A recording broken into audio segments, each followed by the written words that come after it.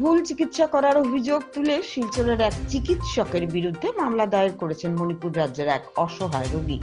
শিলচর শহরতলিতে এক সাংবাদিক বৈঠকে চিকিৎসকের বিরুদ্ধে অভিযোগ উত্থাপন করে ন্যায় বিচারের দাবিতে আসামের মুখ্যমন্ত্রীর দৃষ্টি আকর্ষণ করেছেন এক রোগী। এদিন সাংবাদিক বৈঠকে মণিপুর রাজ্যের জিরিবাম থানাধীন কাশিমপুর গ্রামের বাসিন্দা অসহায় রোগী আতিকুর রহমান জানান, মূত্রনালীতে ইনফেকশন হওয়ায় চিকিৎসা করার জন্য শিলচর আরি হসপিটালে আসেন।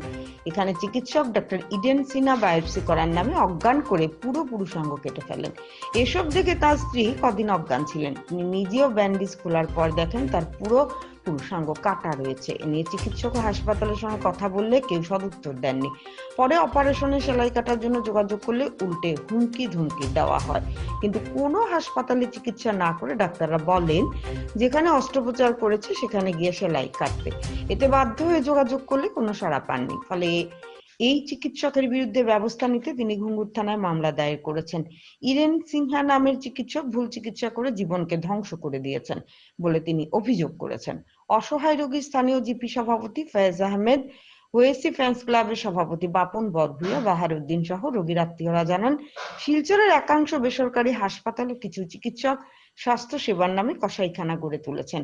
এদের বিরুদ্ধে ব্যবস্থা না নিলে নিরীহ রোগীদের হয়রানি দিন দিন বাড়বে। আমার নাম আতিকুর রহমান, বাড়ি হলো জিরিবাম কাশিমপুর।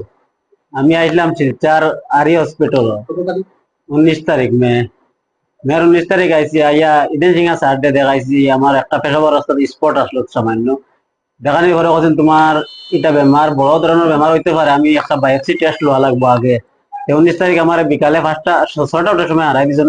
হারাইয়া কইছেন তোমার বায়োপসি লওয়া হয়তো, তোমার নিষেধ করা লাগবো না, তুমি কষ্ট পাইবা। তারপরে আমি নিষেধ করে তারা বেডও জিও করছেন, আমারে বায়োপসি লইছে। এরপরে তো আমি বেডও থাকি বাহরিয়ে দিয়েছেন, আমি অজ্ঞান আসলাম। আমি বেডও গেছি, বেডও গিয়া দেখি আমার আমি বললাম আমার বেটিরে ফটো দিছেন এর ভিতরে। বেটি ফটো দেওয়ার পরে আমার বেটি তো অজ্ঞান হইয়া আইসিতে রয়েছে 3 দিনে। ওটা দেখিয়া তার ব্রেন এফেক্ট হয়ে গেছিল। ফটোটা যেটা আমার পেশাবার অঙ্গ যেটা কাটিছিল তারা, ওটা দেখিয়া আগে আমার বেটি অজ্ঞান হয়ে গেছে। অজ্ঞান হওয়ার পরে 3 দিন ড্রেসিং খুলিয়েছেন তারা ওটির।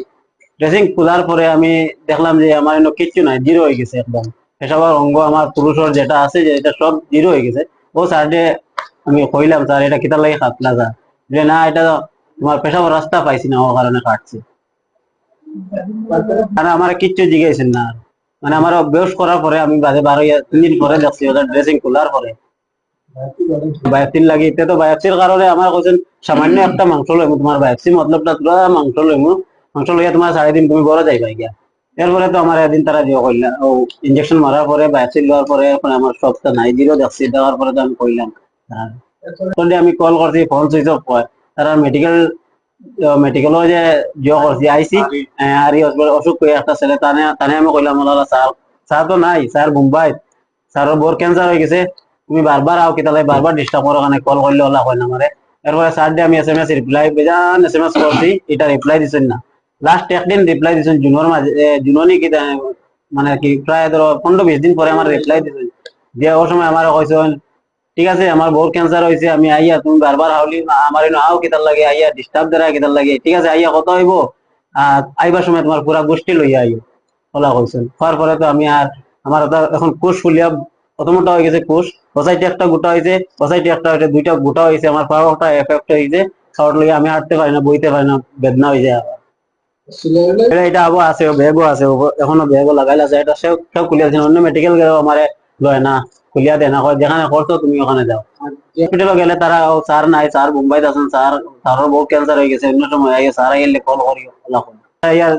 যে যতটা সংগঠন আছেন, আপনারা মিডিয়া আছেন, স্যারের কাছে আমি চাই যে আমার উচিত ন্যায় বিচারটা আমার লইয়া দেন। আমার তো লাইফ বরবাদ হয়ে গেছে, আমার বাচ্চা 3টা আছে, ওয়াইফ আছে। কেস তো এফআইআর করে লইছি। আমরা অপারেশনের পরে বহুত বার যোগাযোগ করছে এই ডাক্তার ইরান সিংহর লোক, কিন্তু এই বেচারায় কোনো রেসপন্সও দেয় না, আরো দম দেখায়। এর লাগে আমরা মেডিকেল কলেজ এই পেশেন্ট গেছে, আরো অন্যান্য প্রাইভেট হসপিটালও গেছে, গেলে তারা সেও এই রিস্ক লয় না। আর 19 তারিখ মে মাসের তার অপারেশন ওটি করা হয়েছে, আজকে হইল গিয়া জুলাই, জুলাই 3 তারিখ। এখন পর্যন্ত তার সিলাই পর্যন্ত রয়েছে, যৌবানঙ্গ তো শেষ, তার সিলাই রয়েছে। এখন পর্যন্ত কোনো ট্রিটমেন্ট নাই। যা তারা কয়ে উঠিয়া এই তুমি তোমার যে অপারেশন করতে যে হসপিটালে করছে, এই হসপিটালে গিয়া তুমি ট্রিটমেন্ট করো, আমরা এটা হাত দিতাম পারতাম না।